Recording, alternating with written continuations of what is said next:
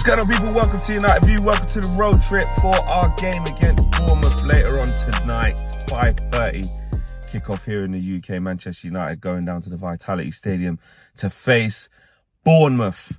What Man United will we get? What type of performance will we see? Who knows? Can we finally win a game in the last 9 points where we haven't? I don't know. I don't know. Same like Liverpool game, although it's a bit different in terms of the stakes and we're at home and stuff like that and who was playing against. But the same thing in terms of mixed bag, in terms of I don't know how we're going to perform, in terms of I don't know what Man United team's going to turn up.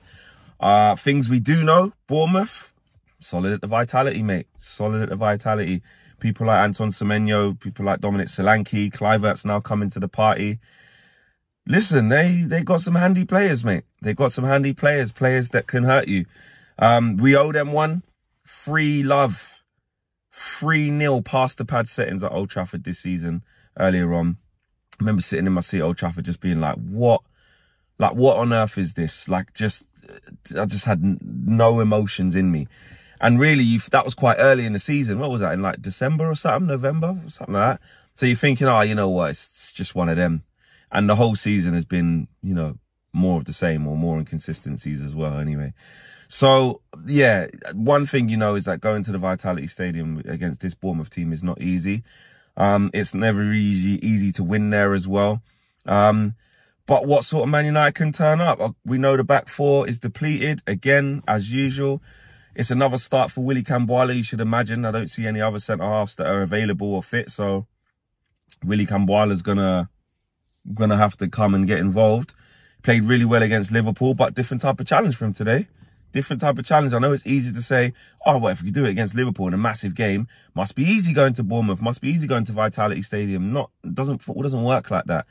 You know, it was a highly charged emotional atmosphere at home with all the Man United fans behind him. We was all behind him. He was pumping up the crowd. It was, you know, he's played for our youth teams. He knows what it is to face Liverpool for coming through the academy. So, you know, it's a different type of ask. Now it's a different task in terms of going away from home and playing a difficult game, which was like a baptism of fire for his first game, actually, which was against West Ham when he had to start at the London Stadium. We were 2-0 losers that day. Not by his fault, by the way. He was actually all right until he came off.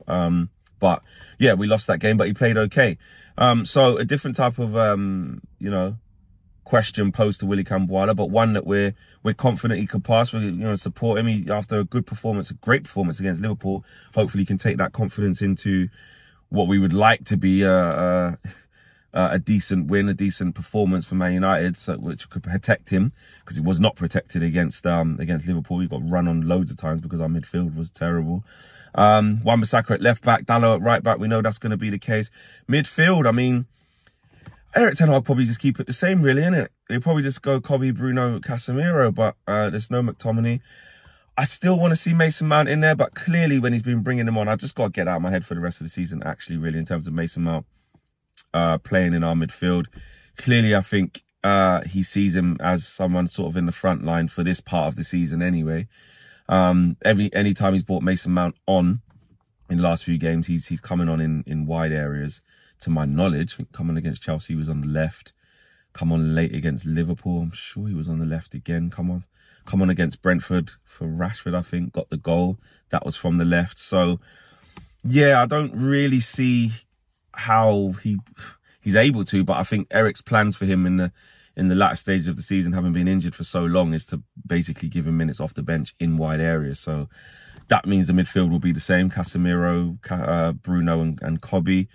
It's just how open is the midfield? How many shots are we going to face against this Bournemouth team?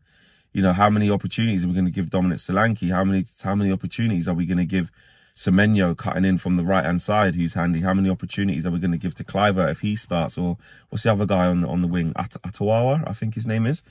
You know, handy players, Tavernier. These types of players, is it Tavernier? I'm sure he plays for them. But anyway, they're wide players. They can hurt you. I do know that. And we have to be ready. We have to be ready. And you're not going to be ready by conceding loads of shots. And, you know, it's the same old what we've seen game by game.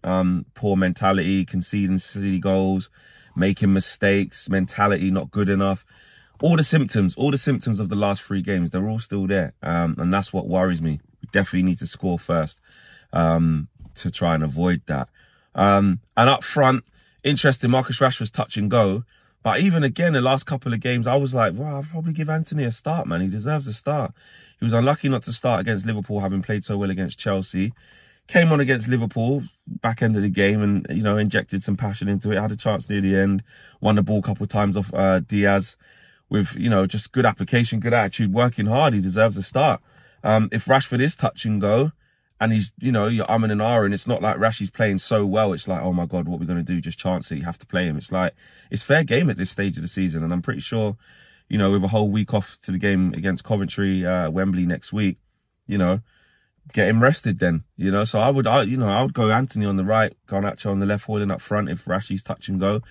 Rasmus Højlund's another one. It feels like he's gone back to square one, not by his own fault. I'm not just like, you know, waning in on him because he's having a bit of a difficult time since he's come back from his injury. But since he did come back, it's like the beginning of the season, Rasmus, where for the team as well, like the beginning of the season, Rasmus, where they're not finding him, they're not putting him into good positions, he's not getting enough touches of the ball, he's getting like one look at the goal all game, you know, feeding off scraps. It's gone back to that in the last 3 league games, plus the FA Cup game he came back in. So the last 4 games for Rasmus, started all of them, but it's been tough. It's been tough. He's just getting gobbled up. You know, he's just wrestling defenders. He's just getting given the shit jobs, which, listen, as a striker, like, you have to do it. You have to occupy centre backs. You have to make unselfish runs. You have to have good movement and stuff like that. But also the team's got to get back to finding him again. The team's got to get back to putting him into good positions. And actually, what we did say, even when he was scoring all those goals, remember, we were like, actually, some of them he's making himself. It's not even straight up assists. So, yeah, I want to see Rasmus involved more. I've been needing to see that for a hot minute because at the end of the day, you know, he was in that rich vein of form. His injury couldn't have come at a worse time for him to be out for a few weeks, and he's come back and he's not really got back involved from then. And yeah, listen, like I said to KG and the Trinity and Owen, like, we're now looking down instead of looking up. And even in general, we just got to focus on ourselves. But the truth of the matter is, like I said, Newcastle play at 12:30, could easily beat Spurs. I'm not saying they definitely will, but they could. If they do, you know, they're going to leapfrog us. West Ham are a couple of points behind us. Yeah, we've got a game in hand, but who have they got? Who have West Ham got? Fulham, I think. I think that might be tomorrow. But still, whenever it is, you never know. These teams can start leapfrogging us. Chelsea play on Monday night. That's the sad indictment of where Man United are, looking around the other teams that are just above mid-table or in and around it and going, actually, the gap ain't that big. It's about putting as much points on the board. The Villa thing, whatever. They got Arsenal like tomorrow or whenever it is. Like, let's just stop looking at that. We ain't getting Champions League. I'm done with that. It's just about trying to put some points on the board and finish the season as strong as possible. That's all we can do.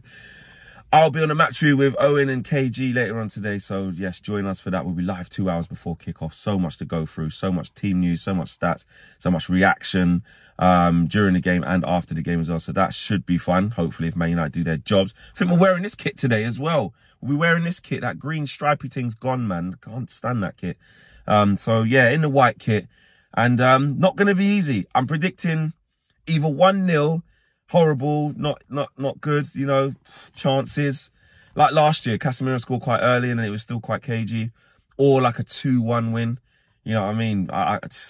Keep a clean sheets, yeah, probably a tough art. So, yeah. But if we turn up and play, we should have enough to beat Bournemouth easily. But saying that term of Man United, if we turn up and play, what does that even mean, really, to be fair? I should have learned that for the rest of the season. So, smash a like on the video, subscribe to the channel if you're new, and I'll see you guys on the match view. Peace!